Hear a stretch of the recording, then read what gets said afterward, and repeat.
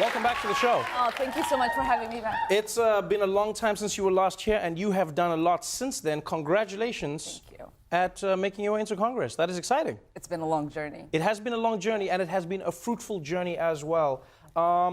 People love throwing the firsts at you. Do you ever get tired of having to be the first of everything? People go first refugee, first Somali woman, first woman of color to represent Minnesota. It's just like first. Sometimes people just add extra firsts that are not real. First woman named Ilhan to be in Congress. Yes. Right. But you are a trailblazer. I mean, just the hijab alone is something that fundamentally changed what Congress was. There was a ban on the hijab for, I think it was over 100 years, apparently. 187 years. And that changed because of you. Yeah. Was there like backlash? Does anyone like look at you and go, does anyone say anything about it? Or was everyone like, yeah, this makes sense? I mean, so it's interesting because there was a ban on hats and headwear. And what people didn't realize is that it made it unconstitutional to apply it to me because we are supposed to have religious liberty in this country. Right. And so it would have applied a religious test. And so lifting it is just upholding our Constitution. And people are like, oh, they did her a favor and all of these people are changing things for her. And it's like, no, we're just following the Constitution. It does feel like... It does feel like there is a certain tension around the freshman group of Congress people who have come in, after these midterms. You feel a lot of the old guard, especially on the right, terrified of the group. It's yourself, it's Ocasio-Cortez, it's Rashida Tlaib. Like, you have these people where everyone's just going like, they're troublemakers, they're here to cause chaos. Are you there to cause chaos? I mean, they could hear us coming from afar. And I really believe it.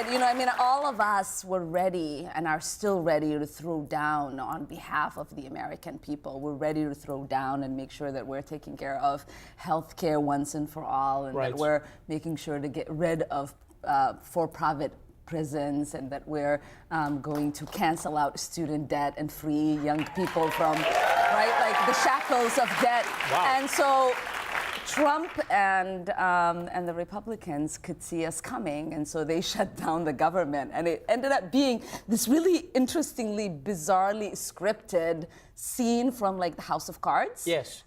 Except he wasn't as entertaining or as strategic as Frank Underwood. And so we're here, excited to get sworn into this historic Congress, and we came into another bizarre history because the shutdown we walked into was the first shutdown, not only the longest, but the first shutdown that was orchestrated by a president of this country. Oh, that's interesting. And you and I come from foreign countries. Yes. And so in many of the foreign countries around the world, if a president or a prime minister was to shut down government, there would probably be a vote of no confidence. Mm-hmm. He would no longer be president. That's interesting. Right?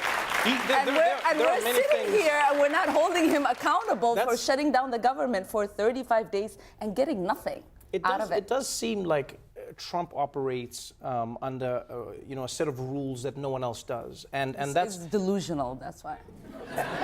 And you haven't been afraid to call him out on that. But let's talk about some of those policies that you spoke about. Mm-hmm. One of the biggest criticisms that you always hear leveled against you and the group of freshmen who have come in generally is that people go, oh, these are lofty ambitions that can't be achieved. America doesn't have the money to cancel student debt. America doesn't have the money for Medicare for all. America just doesn't have the money. How would you propose getting the money to pay for these amazing programs?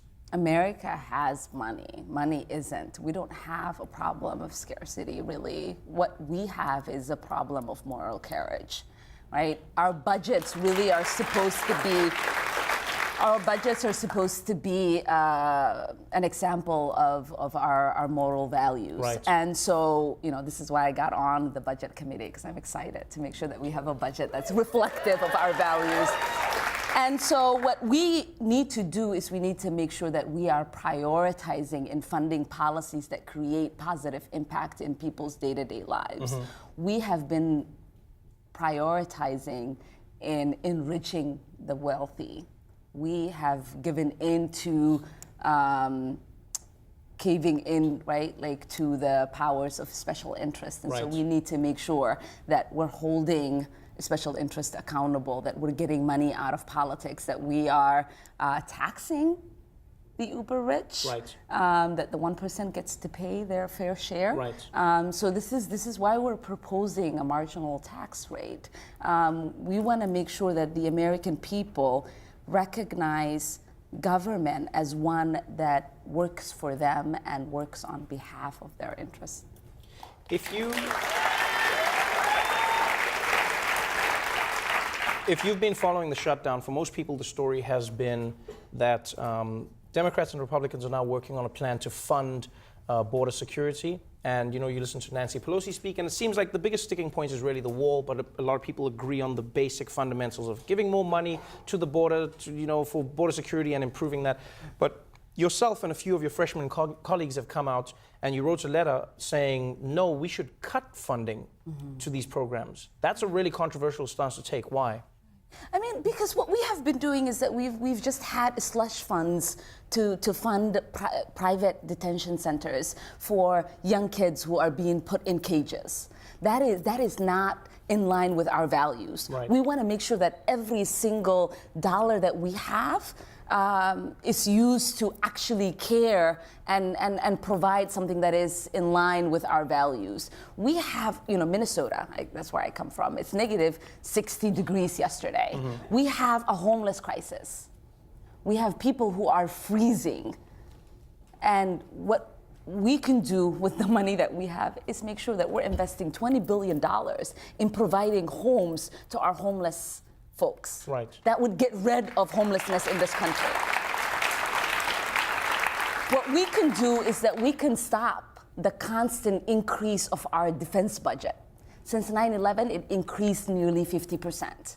We have not had that high of an increase in education funding. Mm-hmm. We haven't had that kind of increase in healthcare funding, right? We don't invest in the things that actually positively impact people, but we are willing to invest in things that give contracts to companies and corporations that benefit from our struggles and our pains. And that's not going to happen under our watch. Let me ask you this. You're someone who has been very outspoken. You've always spoken your mind. You've always spoken directly to people, voters, your colleagues, etc. And recently, you come under fire for a few of your previous comments. Recently. Yeah, but I mean, well, most recently, there was a tweet that you had a while ago criticizing Israel and what how they're handling the crisis in Palestine and in Gaza. And you said, Israel is hypnotizing the world with what they're doing. You apologized after that what you said was really interesting to me in the apology. You said, I apologize for focusing on the semantic argument and clarifying my comments. Mm-hmm. But I apologize for not making people understand that I was completely not trying to be anti-Semitic and not standing up and fighting against that anti-Semitism. Because, I mean, people who may not know, but the idea of Jewish people hypnotizing anyone is part of the stigma that led to many of them, the Holocaust and many of the hate crimes against them. You apologize for that, but you've still stood fast with your criticism of Israel. You still criticize people that you don't agree with. How do you find that balance between criticizing people and then also not looking like you are condemning mass groups of people as opposed to governments? Yeah, I was going to say with that tweet, what I finally realized is the realization that I hope that people come to when we're having a conversation about white privilege. Right. People would be like, I grew up in a poor neighborhood. I can't be privileged. Right. Can you stop saying that? I haven't benefited from my whiteness. Uh-huh. And it's like, no, we're talking about systematic, right? Right.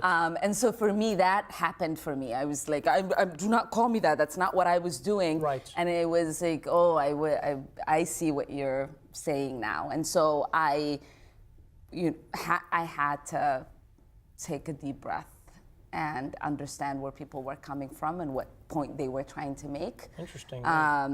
Which is what I expect people to do when I'm talking to them, right? About things that impact me or offend me.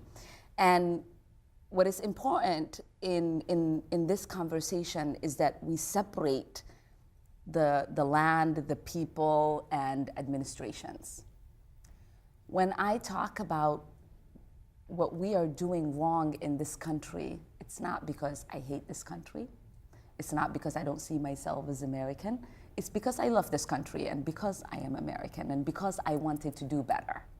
And so when I talk about places like Saudi Arabia or Israel or even now with Venezuela, I'm not criticizing the people. I'm not criticizing their faith. I'm not criticizing their way of life. What I am criticizing is what's happening at the moment. And I want for there to be accountability so that the government, that administration, that regime can do better, because I believe that we all deserve better, and the human collective requires us to speak up when we see something wrong.